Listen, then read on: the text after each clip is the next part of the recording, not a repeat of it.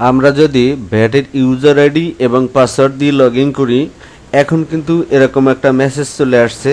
তা আগে কিন্তু এই ডান কর্নারে একটা ড্রপ ডাউন বক্স থাকতো, সেখানে ফার্মের নাম এবং প্রোপাইটারের নাম থাকতো, সেখান থেকে আমরা কিন্তু জিরো রিটার্ন জমা দিতে পারতাম। এখন যেহেতু এই কর্নারে ড্রপ ডাউন বক্সটা নেই, সেক্ষেত্রে আমরা কিন্তু জিরো রিটার্নও সাবমিট করতে পারতেছি না। তো আজকের ভিডিওতে আমরা এখন দেখব কিভাবে ভ্যাটের যে এখন বর্তমানে যে আপডেটটা, সেটা হচ্ছে টিন নাম্বার দিয়ে একটা আপডেট করতে হয়, সেই আপডেটটা কিভাবে করব এবং এখানে ডান কর্নারে যে ড্রপ ডাউন বক্সটা কিভাবে নিয়ে আসা যায়, সেই প্রসেসটাই আজকে আমরা দেখব।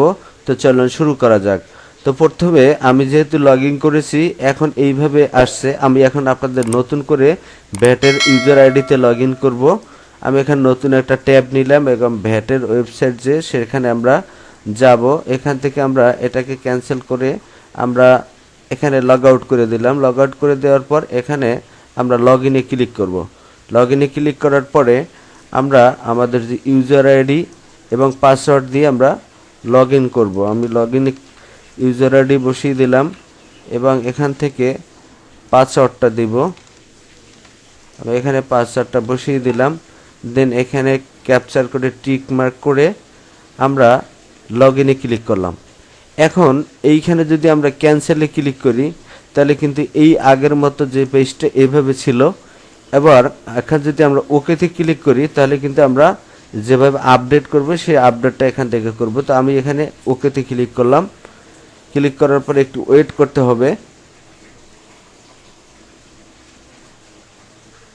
এখানে যখন 100% হয়ে যাবে, তখন কিন্তু আমরা এই কাজটা করতে পারবো এখানে। এবং আমি যদি এসকেপে ক্লিক করি, সেক্ষেত্রে আসতে পারে।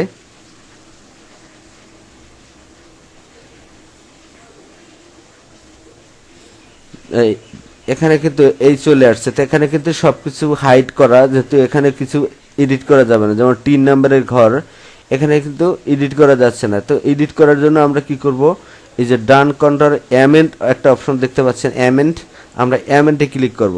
অ্যামেন্ডে ক্লিক করার পরে আপনারা এখানে দেখতে পাচ্ছেন এই ঘরটা কিন্তু এখন এই ঘরে কিন্তু আমরা লিখতে পারতেছি। এখানে এই যে এনআইডির যে ঘরটা, এনআইডির ঘরে এখানে কিন্তু 17 ডিজিট এবং 10 ডিজিটের কথা লেখা আছে। এইখানে কিন্তু অনেকে এই ঝামেলাটাই পড়বেন। যারা আমার ভিডিও দেখে করতে পারবেন তারা তো আলহামদুলিল্লাহ ভালো, আর যারা করতে না পারবেন, আমার ডিসক্রিপশনে আমার হোয়াটসঅ্যাপ নাম্বার থাকবে, আপনারা আমার হোয়াটসঅ্যাপ নাম্বারে যোগাযোগ করে আপনারা কিন্তু আমার সাথে যোগাযোগ করে আপনাদের ভ্যাটের আপডেটটা করে নিতে পারবেন। তো এখন আমরা এই যে টিন নাম্বারটা এখানে বসাবো। আমরা টিন নাম্বারটাকে কপি করে রাখছিলাম, আমি এখানে টিন নাম্বারটা বসিয়ে দিচ্ছি।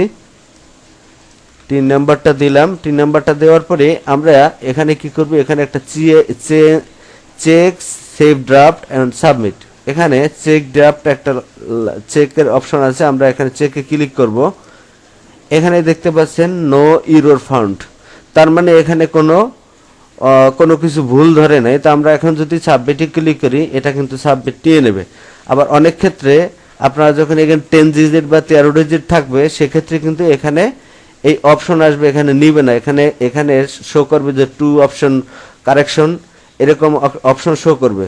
তো সেক্ষেত্রে আপনারা 10 ডিজিট এবং 13 ডিজিট যারা আছে করতে না পারলে আমার সাথে যোগাযোগ করে আপনারা কিন্তু এটা আপডেট করে নিতে পারবেন।